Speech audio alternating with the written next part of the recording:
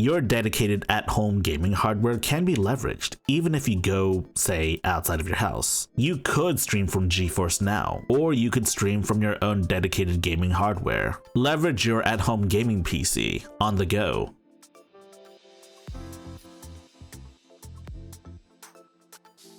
Welcome back to the Steam Deck Masterclass, Volume 10. You know, I'm gonna level with you. I never thought I'd be able to make 10 of these Steam Deck Masterclasses. I always figured I'd make just 5 and then dip. But here we are, Volume 10. If you liked any of my Masterclass videos, or perhaps you like this video, please give me a like, subscribe, and share with all of your friends. Spreading the good gospel of high-tech lowlife will let the YouTube algorithm know that I'm doing well and will greatly help me grow my channel. Without you, there's no high-tech lowlife. This is yet another cloud streaming based video. Of course, this time it's based on streaming from your own hardware. Do you have a sweet multi-$1,000 gaming PC and a Steam Deck? Well, you're in luck. In Volume 9, we covered how to stream games from all sorts of different services.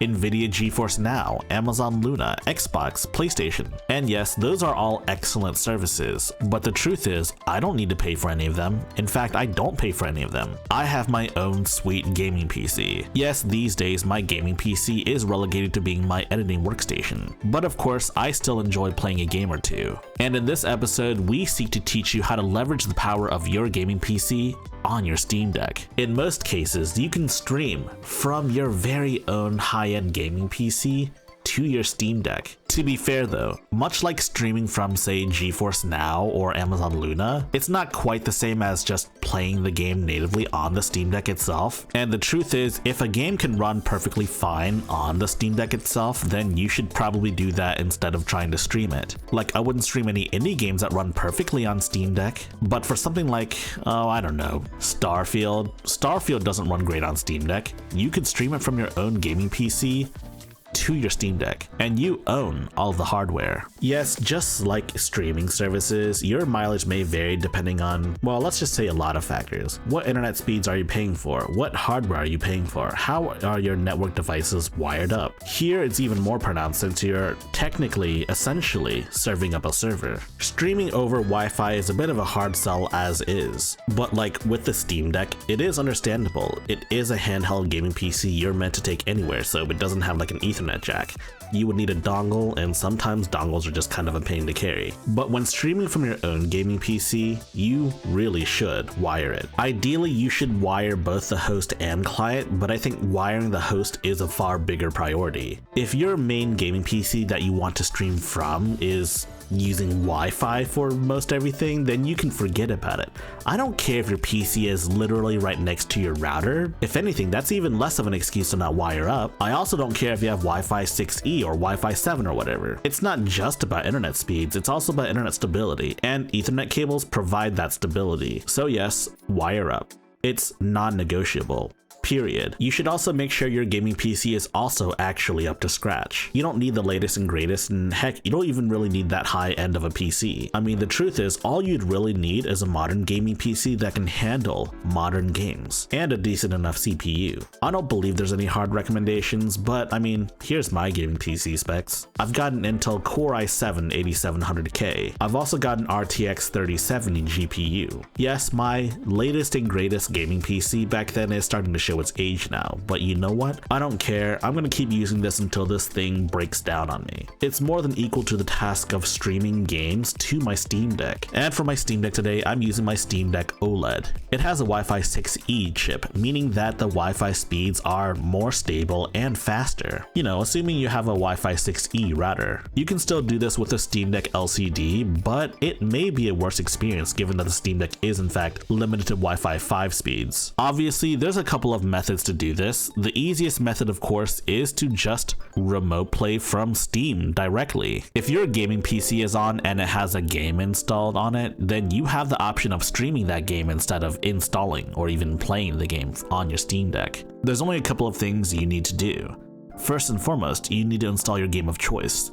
You can't initiate a desktop install from your Steam Deck, so you'll have to do that yourself while you're still at home. And while you're at it, you'll need to go into your settings and then scroll down to remote play and ensure that Well, remote play is enabled. You'll also want to do this on your Steam Deck. If you straight up have Steam installed on your desktop, there's no pairing process required for your Steam Deck and your desktop. The pairing process is only for like Steam Remote Play if you're trying to play on your phone or something. Anyways, now that that's done, you should have the option to stream. Because the game isn't installed on your Steam Deck, you have to go through your entire game library to find whatever game you want to stream. Like this game right here, Enshrouded. Beside the install button, you should see like a down arrow. Press that and select your computer, and then you'll now have a stream button. And now you can stream from your PC. Given the circumstances, I can't exactly record gameplay through a capture card. Anyways, streaming, it just works. Now's a good time to talk about Enshrouded. Thanks to Keen Games for sending me a key. I played a little bit of Enshrouded, and I think it's a pretty fun game, all things considered. The game is still very much in early access, so expect more content in the future. But for right now, it's a pretty fun game. The only real issue is that the game just does not run well on Steam Deck. You could even see that the game is marked as unsupported because you can't configure the game to run well on Steam Deck. I'd love to have it run well on Steam Deck, but it just doesn't, which is disappointing, but hey, it makes a great case for streaming the game from your own gaming PC instead. So this is about the easiest way to set up streaming. But there are some caveats, mostly in regards to non-Steam games. You'll have to add them to Steam as a non-Steam game to access them. And in some cases, like with PC Game Pass games, it doesn't really play nicely as a non-Steam game. And while this method was shown using a Windows PC, you can in fact use this with a Linux host instead. But if you're gonna stream from your own hardware, you may as well just install Windows and have full game compatibility instead. At least that's what I think. You can do whatever. There are also some additional options to play around with. In my own humble opinion though, most defaults are fine. But if you have a modern-ish GPU in your main PC, like for example a 20 series GPU, then I would enable HEVC. There's also an additional setting called low latency networking, which should be enabled, but only if you have a decent internet connection. If you don't have a decent internet connection, low latency networking may take up all of your bandwidth. One more thing to note is that the Steam Deck could act as a remote play host instead of a client, allowing you to stream from your Steam Deck to, I don't know, like your phone or another computer or something. But gaming and streaming at the same time can be quite taxing on the Steam Deck, so I wouldn't recommend using it as a host. Steam Remote Play Together is also something based on this technology, but I would never consider hosting it from a Steam Deck unless the Steam Deck was hardwired to an Ethernet connection. That's how dire the streaming situation is. But anyways, Valve has a decent technology for streaming, and if you just want to get started, then you should ideally start with this. But there are other streaming solutions, some that many enthusiasts consider to be better than Steam's own solution, such as Moonlight. Moonlight leverages a technology initially designed by Nvidia, but nowadays that's no longer necessary because there's a hosting tool called Sunshine which leverages the same technology but also works on AMD. To get started, you'll need to install Sunshine on your main gaming PC. Before we actually get into the weeds, this is a full disclaimer. This is a significantly more complicated affair, and there's no guarantee that it'll be better for you than the actual Steam streaming service instead. And let's not forget that sometimes there are weird issues with multiple monitors. But anyways, without further ado, let's begin then. You'll want to download Sunshine from the official GitHub page. You'll then want to initiate the install process. The installation process will take a little bit. As per the official documentation, you'll need to run these scripts as admin. It adds a firewall exception as well as adds a service. You'll then want to launch Sunshine, which in turn will launch a web UI. This web UI is where you add programs and make changes to settings. You'll then need to set up port forwarding, which is different for every router. I would consult your router's manual. The default port is 47990. How Moonlight works is a little different from how Steam Remote Play works. On your client device, inside the actual application itself, it gives you a list of defined applications, of which you'll have to define yourself on your host PC. The Applications tab is where you add specific programs. Remote Desktop and Steam Big Picture mode is already set up. We'll get back to this part later. But for now, let's just set up Moonlight on. You'll need to install Moonlight, not Sunshine, on your Steam Deck. Sunshine is for your host PC and Moonlight is for your client, Steam Deck. You'll then want to launch Moonlight on your Steam Deck, which will then search for PC streaming the game stream service. If you did it right, you should see this PC. You'll see this pin, and you'll need to put this number in Sunshine on your client. There's a specific pin section that you need to click on. Once you're in the pin section, just input your pin. Your pin will be different, of course. Once you send the pin, you'll need to go back to Moonlight on your Steam Deck to see if anything's changed, and it has changed. You'll be prompted to change the name of this PC to something else, so I'm gonna name it Home PC. Now you can see your list of games that have been added, or, you know, if you just started out, you should have only Steam and desktop. There are a number of different settings you can mess around with. I wouldn't change too much except for maybe, I don't know, the resolution. Once you've finished up, you'll then want to add Moonlight to Steam and you're good to go. Assuming you've installed Moonlight and Sunshine from scratch on your own PC, there really isn't much else you need to do to get started. This is Moonlight running in game mode. The idea is that it streams Steam Big Picture mode from your desktop to your Steam Deck, which in turn kind of looks like, well, this. If Big Picture mode looks like this, you may have to enable full screen mode. You can do so by going into display settings. Now that that's out of the way, you can now launch whatever game you want that's installed. If you do it through Moonlight, you can actually initiate installs on your main desktop, and it works. In my humble opinion, the gameplay experience feels a little better, but I don't really have the tools to empirically determine whether or not it's objectively better. Like, I don't have a way of determining the numbers. It does feel smoother, but there are some compromises. These aren't insignificant compromises either. The first major caveat being that the setup just takes longer. The second major caveat is just that the Steam interface doesn't really gel with it. It's not integrated into Steam, you have to add it as an external program. And thirdly, it doesn't recognize your Steam input controls. Streaming from Moonlight outputs your controls as Xbox 360 controls, which for most games is perfectly fine. But if you're, say, trying to stream a game that has Steam input support, it won't work as expected and you'll need to use Steam Remote Play to have full Steam input compatibility. Not to mention, you're technically not running the game on the Steam Deck, you're running Moonlight on the Steam Deck. And any changes to the Steam input controls you make to that is just a change to Moonlight as a whole. So while Moonlight does work, it's not very cohesive with the entire Steam experience. This is where this Decky plugin comes into play. The Decky plugin I'm talking about, of course, is MoonDeck. It's a Steam Deck plugin made by Frog the Frog. It aims to make Moonlight a more cohesive experience within the Steam UI itself. But using MoonDeck requires additional setup. Like, for example, you'll need Decky. For instructions on setting up Decky, you'll need to visit Volume 5 of the Steam Deck Masterclass.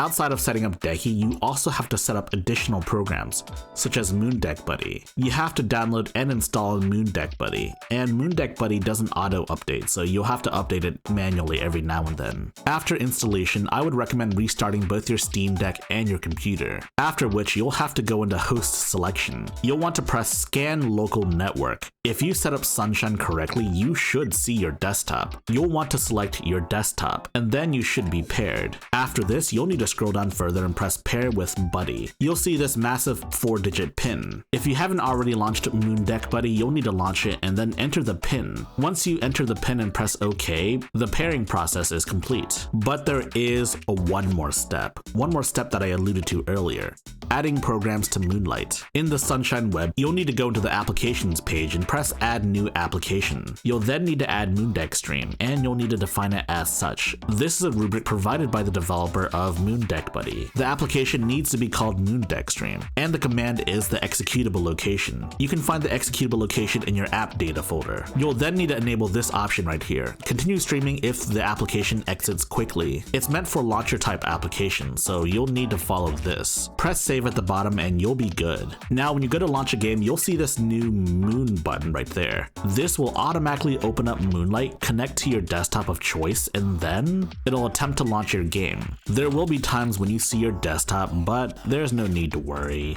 All you really need to do is wait, and the game will launch, and hopefully it'll full screen itself.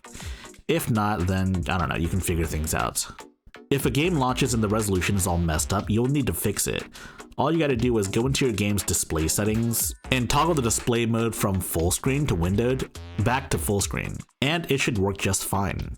Now you can play the game the way it was meant to be played. This does help out with some of the issues I had with Moonlight streaming. But of course, some of the other Moonlight issues, such as not having support for Steam input, those are still there. But at the end of the day, what really matters is that in-home streaming actually works. So now for the big question: which one should you try out? And the answer is it greatly depends on you. Ideally, you should try both Steam Remote Play and Moonlight. I think for most users, Steam Remote Play is good enough. But for like, say, streaming Game Pass games from your PC to your Steam Deck, Moonlight is a must. But let's say you don't have a gaming PC. Let's say you have a console. Let's say you have an Xbox or a PS5. Well, you need two different programs. I've actually mentioned both Greenlight and XB Play in my prior video. And while I talked about those in the context of streaming your Game Pass games from the cloud, you can actually use both of these applications to stream from your actual Xbox to your Steam Deck. I'd show you how to do it, but I don't own an Xbox anymore, so I can't. But there are some great guides out there. If you're more of a PlayStation streaming person, then I suggest looking at Chiaki for Deck.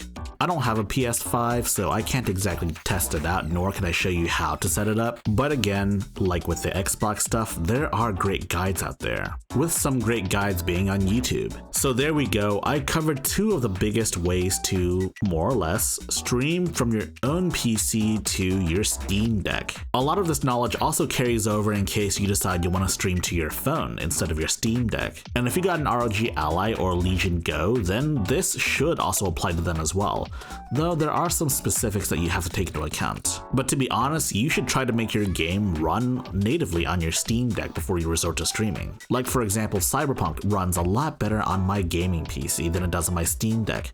But you know what? It runs pretty well on my Steam Deck, and as such, I don't really stream Cyberpunk. Same deal with a lot of other titles as well. If you like this video, please press the like button and check out our other videos. And if you like those other videos as well, be sure to press the subscribe button and share the good gospel of high-tech lowlife with your friends. Furthermore, we have a community Discord for enlightened individuals such as you. And if you wish to further support high-tech lowlife, be sure to check out our Patreon page. Links in the description.